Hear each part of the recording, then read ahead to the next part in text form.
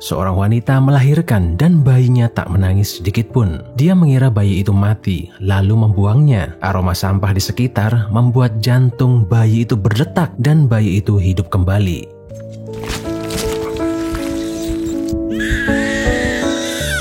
Dia diambil dan dikirim ke panti asuhan, kemudian diberi nama John oleh sang ibu pengasuh. Pada usia 5 tahun, indera penciuman John semakin tajam. Bahkan dia mencium aroma yang orang lain tidak bisa.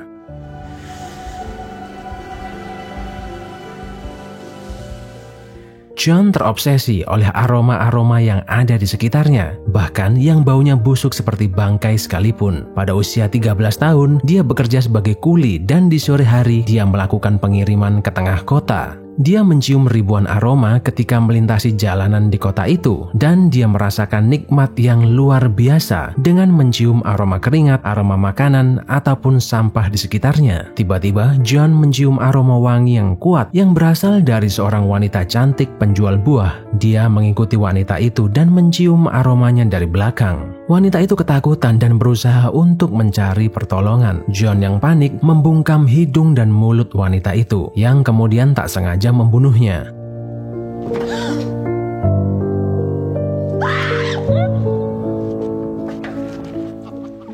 Bukannya lari, dia malah mencium mayat wanita itu. Aroma tubuhnya memberi John kepuasan tersendiri.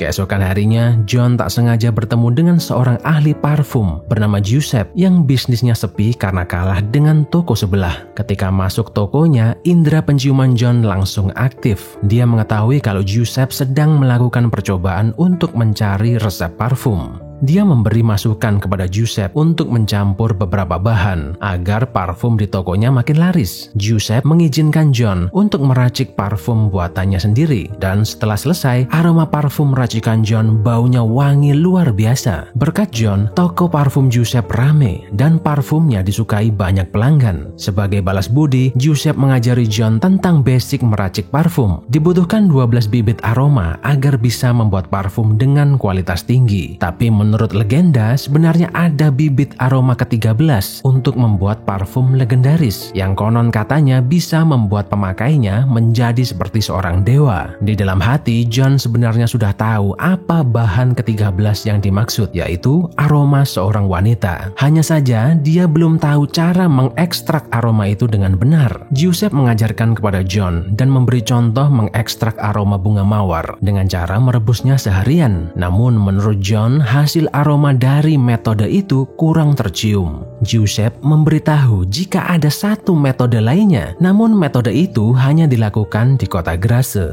Tanpa berpikir panjang, John langsung bergegas melakukan perjalanan jauh ke kota itu demi menemukan metode yang diinginkan. Setelah berjalan kaki berminggu-minggu, di tengah jalan dia mencium aroma wangi yang sangat kuat, jauh lebih kuat daripada wanita penjual buah yang diciumnya dulu. Aroma itu berasal dari seorang wanita berambut merah yang menaiki kereta kuda. Wanita itu bernama Laurie, putri tunggal dari orang terkaya di kota Grasse. John berlari dan mengikutinya ke rumah, berharap untuk bisa menciumnya lebih dekat. Namun karena ada ayah si wanita itu, John mengurungkan niatnya. Dia bekerja di sebuah pabrik parfum yang menggunakan metode merendam bunga di dalam cairan lemak. Di malam harinya, dia mulai bereksperimen dengan merendam seorang wanita di dalam cairan itu. Tapi eksperimennya gagal karena aromanya tidak keluar. Dia kemudian menyewa seorang wanita penghibur, bukan untuk ditiduri tetapi untuk dijadikan bahan eksperimen. John menggunakan metode baru. Dia mengolesi tubuh wanita itu dengan lemak padat. Kemudian lemak itu dikumpulkan, kemudian dibakar untuk dijadikan bibit parfum. Untuk mengetes parfum itu, John sengaja meneteskan ke tangannya, dan tak lama kemudian anjing sang wanita itu mendekat kepadanya. John puas dengan hasil eksperimennya, dan sejak saat itu dia terus-terusan mengumpul bibit parfum dari banyak wanita. John sudah mengumpulkan 12 jenis bibit. Dia mencampurnya kemudian menghirup aromanya. Namun dia merasa masih ada yang kurang. Jadi dia bertekad untuk mencari bibit parfum yang ke-13.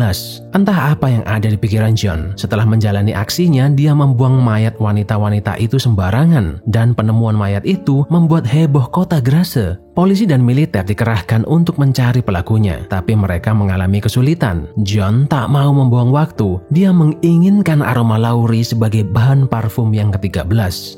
Dia menyelinap masuk ke kamar Laurie, namun gagal karena Anthony menjaga kamar itu. Anthony takut akan keselamatan putri tunggalnya, jadi mereka pindah dan tinggal di bukit terpencil jauh dari kota. John menemukan mereka dengan mudah karena dia bisa mencium aroma Laurie dari jarak puluhan kilometer.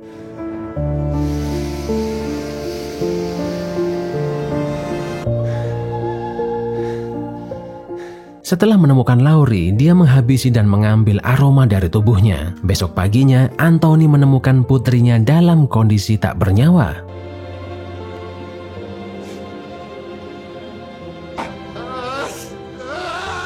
Akhirnya, John berhasil melengkapi 13 bibit minyak yang dicarinya selama ini. Belum sempat mencoba parfum itu, dia ditangkap terlebih dulu oleh tentara yang mencurigainya. Sewaktu dia keluar dari gerbang kota, John langsung dijatuhi hukuman gantung. Ketika hendak dieksekusi, dia mengoles parfum buatannya.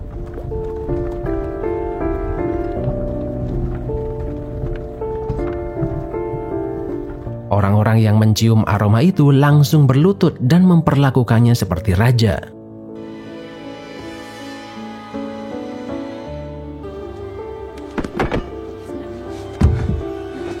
This man is innocent. Dia kemudian mengoles parfum itu lebih banyak lagi, yang menyebabkan ribuan orang di sekitar menyembahnya seperti dewa.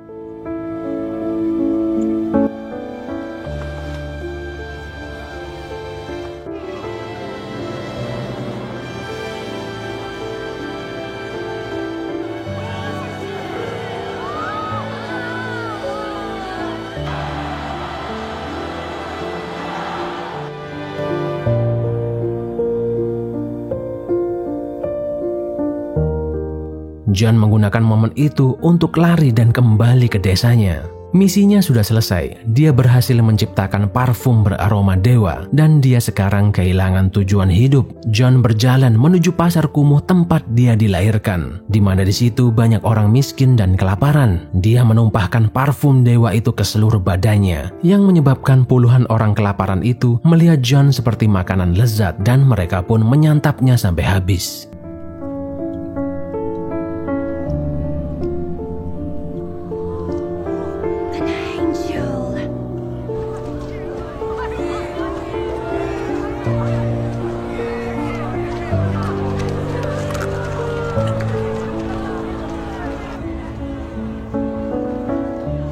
Terima kasih sudah menonton dan sampai jumpa di video berikutnya.